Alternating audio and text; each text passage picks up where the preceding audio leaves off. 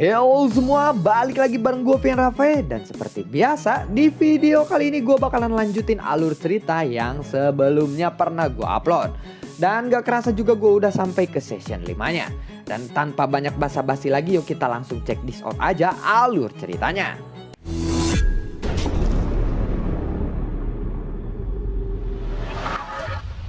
Di episode sebelumnya, kemunculan Nan Arming sontak membuat orang-orang terkejut. Nan Arming sesungguhnya telah memiliki separuh jiwa Raja Naga. Leluhur kuil dan lalu berkata, "Brengsek, apakah kamu tidak tahu siapa aku?" Tanya dari leluhur kuil dan Raja Naga di dalam tubuh Nan Arming lalu berkata, "Aku tidak tahu dan bahkan aku tidak mau tahu dan aku tidak akan peduli siapa kamu sebenarnya," ucap dari Raja Naga. "Bajingan, kamu akan membayar semuanya," ucap dari leluhur kuil dan nyala api segera melonjak dari tubuh leluhur kuil dan Xiaoyan dan yang lainnya segera pergi untuk menjauh. Tubuh leluhur kuil dan kini benar-benar seperti terbuat dari api. Dan ternyata sosok leluhur dari kuil dan ini adalah jelmaan dari api surgawi. Xiaoyan lalu bergumam, "Sialan, ternyata orang itu adalah api surgawi. Mungkinkah itu Jin Wuyan yang legendaris?" ucap dari Xiaoyan di dalam hatinya. Jin Wuyan adalah jenis api surgawi peringkat pertama di benua kaisar ini. Orang-orang juga terkejut saat melihat transformasi leluhur kuil dan penampilan leluhur kuil dan tampak seperti api surgawi Dainchi Jin Wuyan peringkat ke-1 dari peringkat api surgawi. Api surgawi itu sangatlah legendaris. Gelombang panas yang sangat dahsyat perlahan lalu menyebar. Api surgawi di tubuh Xiaoyan lalu bergejolak. Dan kini leluhur kuil dan tampak seperti lubang hitam yang menghisap apapun yang berada di sekitarnya. Apapun yang terhisap ke arah leluhur kuil dan seketika musnah terbakar oleh api. Dinding api raksasa lalu terbentuk mengelilingi semua area di dekat kuil dan perlahan mengecil ke arah leluhur kuil dan orang-orang lalu berkata melihat itu, "Jika kita terus seperti ini, kita semua akan mati dilahap olehnya," ucap dari orang-orang. Orang-orang terlihat sangat cemas saat ini. Leluhur kuil dan lalu berkata, "Lenyaplah kalian semua," ucap dari leluhur kuil dan. Tetapi saat dia berkata seperti itu, tubuhnya tiba-tiba bergetar hebat. Hisapan pun perlahan berhenti. Sosok yang terbuat dari api seperti leluhur kuil dan tiba-tiba muncul di sampingnya. Sosok itu sama persis seperti bentuk leluhur kuil dan pada saat ini ada dua nyala api yang dahsyat yang tergantung di udara. Leluhur kuil dan melihat itu dia lalu berkata, "Tidak, aku adalah leluhur kuil dan aku ingin membalas dendam pada mereka. Mereka harus dimusnahkan," ucap dari leluhur kuil dan sosok nyala api yang tiba-tiba muncul lalu berkata, "Jika kamu terus seperti ini, jangan salahkan aku karena aku akan kejam kepadamu," ucap dari nyala api yang sama persis seperti leluhur kuil dan Xiaoyan lalu bergumam, "Mungkinkah nyala api itu adalah Jin Wu yang sebenarnya?" ucap dari Xiaoyan di dalam hatinya. Kini ada dua sosok nyala api di peringkat pertama dari api surgawi benua kaisar. Setelah itu lalu suara seperti benda bergesekan tiba-tiba terdengar dari segala arah. Rantai yang tidak terhitung jumlahnya tiba-tiba muncul. Rantai itu pun bersatu dan membentuk sangkar. Kabut tiba-tiba melonjak dari segala arah dan perlahan mengembun menjadi beberapa sosok. Guyin jelas mengenal sosok-sosok itu dan itu adalah kepala dari Liga Bayangan. Jeng Jongfu lalu berkata, "Siapa mereka?" ucap dari Jeng Jongfu. Guyin mendengar itu dia lalu menjawab, "Liga Bayangan," ucap dari Guyin. "Liga Bayangan, apakah mereka mencoba mengambil api surgawi ini?" tanya dari Jeng Jongfu. Xiaoyan melihat itu dia lalu bergumam, "Para petinggi Liga Bayangan," ucap dari Xiaoyan. Cailin yang datang bersama dengan Chaos Immortal dan keluarga binatang, dia lalu berkata kepada Xiaoyan, "Xiaoyan, apa yang harus kita lakukan sekarang?" tanya dari Cailin. Xiaoyan lalu menjawab, "Jangan khawatir, sepertinya tujuan mereka bukanlah kita," ucap dari Xiaoyan. Satu sosok dari Liga Bayangan tertawa dan berkata, "Hahaha, sepertinya ini akan menarik. Semuanya telah hadir di sini," ucap dari sosok itu. Jeng Jongfu lalu bertanya, "Siapakah dia?" tanya dari Jeng Jongfu. Mendengar itu Guyin lalu berkata, "Soul Eater, dia adalah inti dari aliansi bayangan." Dan sebenarnya Soul Eater adalah inti dari Liga Bayangan.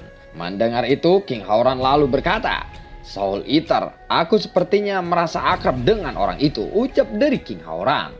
King Yuan-tian lalu berkata, ini pasti di bawah kendali Demon Soul, ucap dari King Yuan-tian.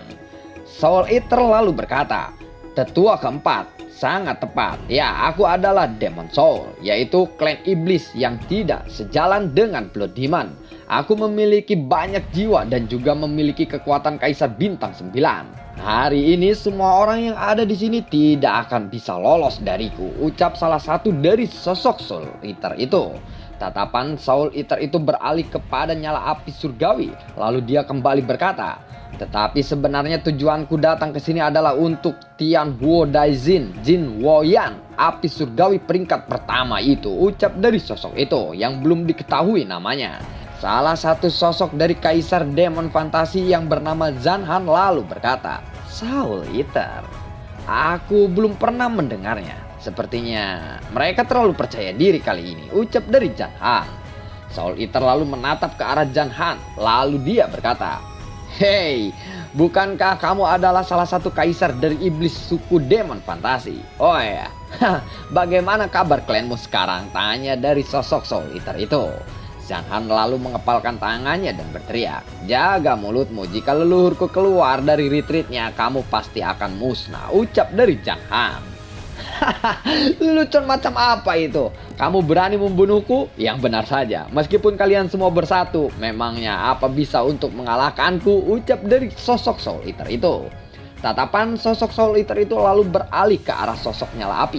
Lalu dia berkata, dari Jin Wuyang, kamu benar-benar muncul di sini. Aku akan membunuh semua orang yang ada di sini sehingga kamu tidak lagi memiliki tuan. Setelah itu, aku akan menundukkanmu. Dan setelah itu, ayo kita tundukkan benua ini.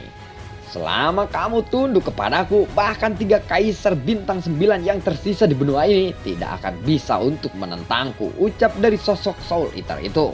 Dia lalu kembali berkata, sepertinya ada orang yang datang lagi, ucap dari sosok Soul Eater itu.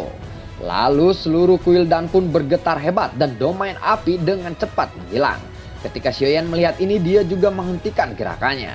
Area api lalu menghilang dengan cepat dan 3 retakan spasial pun muncul di udara. Setelah itu 3 sosok muncul dari retakan spasial tersebut. Orang pertama yang muncul dari retakan spasial itu adalah sosok Kaisar Bintang 9.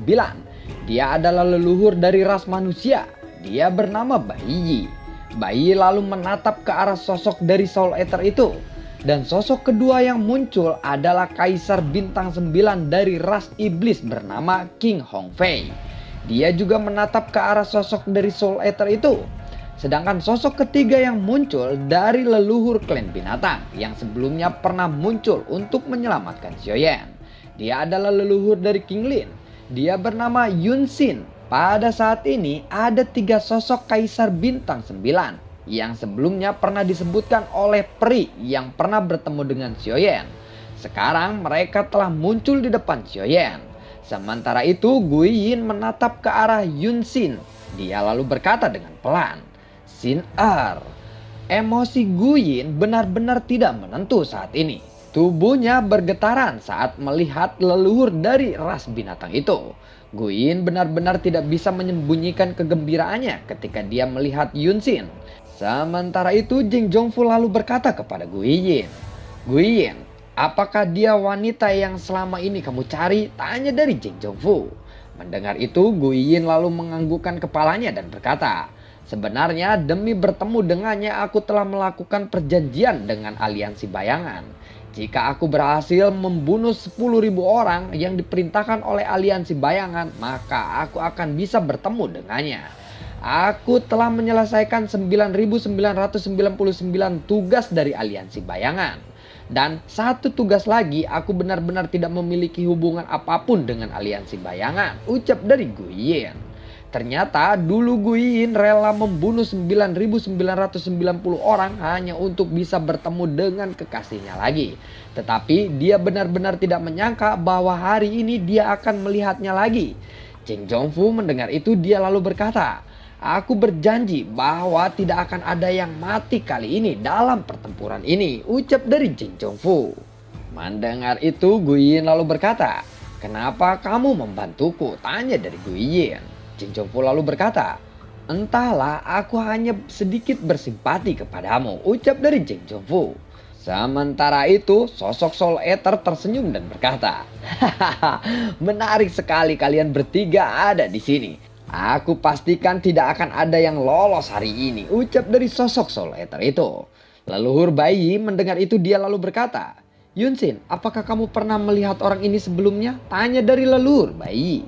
Yunsin lalu menggelengkan kepalanya dan berkata, "Hei, dia sangatlah jelek. Aku belum pernah melihatnya sebelumnya," ucap dari Yunsin.